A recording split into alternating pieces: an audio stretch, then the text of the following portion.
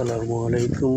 খুচরা আরবের পক্ষ থেকে আপনাদের সবাইকে সালাম, শুভেচ্ছা।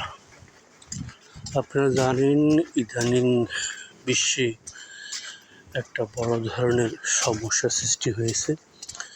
আমেরিকা, ইসরায়েল, ইরানের যুদ্ধ নিয়ে। এই যুদ্ধ তাদের চেয়েও সবচেয়ে বড় ক্ষতি যেটা করবে সেটা হলো আমাদের মতো ছোট দেশগুলো, দরিদ্র দেশগুলো, যারা অন্যের উপর নির্ভরশীল, যাদের নিজস্ব কোনো প্রাকৃতিক সম্পদ নেই। তাই বাংলাদেশেও এর প্রভাব সবচেয়ে বেশি পড়বে। আপনারা জানেন এমনিতেই বাংলাদেশ ঋণে জর্জরিত, কারণ বিগত সরকারগুলো যেভাবে বাংলাদেশে ঋণ করে বাংলাদেশের মানুষের উপর ঋণের বোঝা চাপিয়ে বিদায় নিয়েছে, সেই ঋণের বোঝা চাপ নিয়ে মাথায় নিয়ে নতুন একটা সরকার এসেছে। এই সরকার হয়তো চিন্তাও করেনি যে তাকে এভাবে যুদ্ধের মধ্যে পড়তে হবে। যদিও বর্তমান বিএনপি সরকার এরকম ঋণের বোঝা নিয়ে 2001 সালেও ক্ষমতা এসেছিল। আপনারা জানেন সেই সময় বাংলাদেশ প্রথম দুর্নীতিতে 1 নম্বর স্থান অধিকার করেছিল।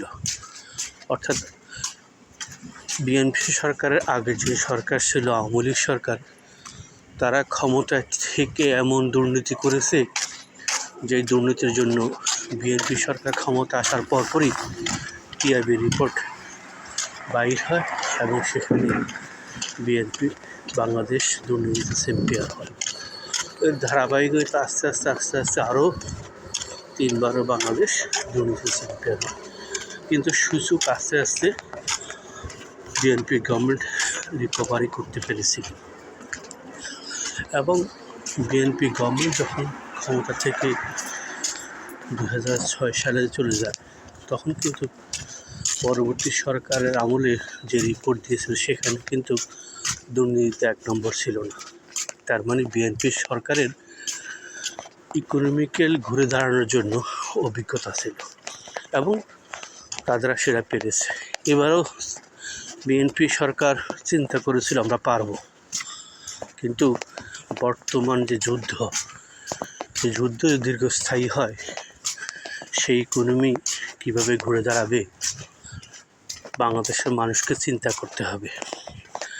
আপনারা অনেকে হয়তো ইরানের যুদ্ধ, আমেরিকার যুদ্ধ, ইরান এই করতেছে সেই করতেছে এগুলো নিয়ে ভিডিও ভাইরাল করতেছেন, ইরান হ্যান করে দিবে, মাইরা ফেলবে আমেরিকারে।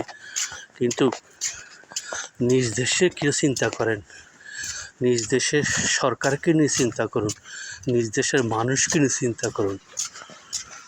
তাহলে হয়তো আপনাদের মানুষকে সচেতন করতে পারবেন। আপনারা যারা ভালো ভালো ভিডিও কন্টেন্ট করেন, আপনাদের যাদের অনেক বড় বড় ফলোয়ার আছে, আমি আশা করব আপনারা বাংলাদেশ জনগণের পক্ষ নিয়ে বাংলাদেশে ইকোনমিক্যালি কী হবে না হবে, বাংলাদেশে কীরকম সমস্যা হবে, সমস্যা হলে কি করতে হবে, মানুষকে সচেতন করুন।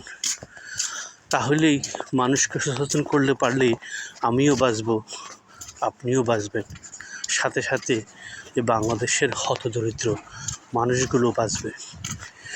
মানুষকে বিপদে কীভাবে ধৈর্য ধরতে হবে, কীভাবে মানুষকে নিজস্ব সম্পদ দিয়ে এই বিপদকে কাটিয়ে উঠতে হবে, সেই ধারণাগুলো আমার মনে হয় সবাইকে একটু একটু করে দেওয়া উচিত। তাহলেই আমরা এই 20 কোটি মানুষের দেশ আমরা বাঁচতে পারবো, যেহেতু আমরা সম্পূর্ণরূপে বিদেশ নির্ভর। আল্লাহ হাফেজ।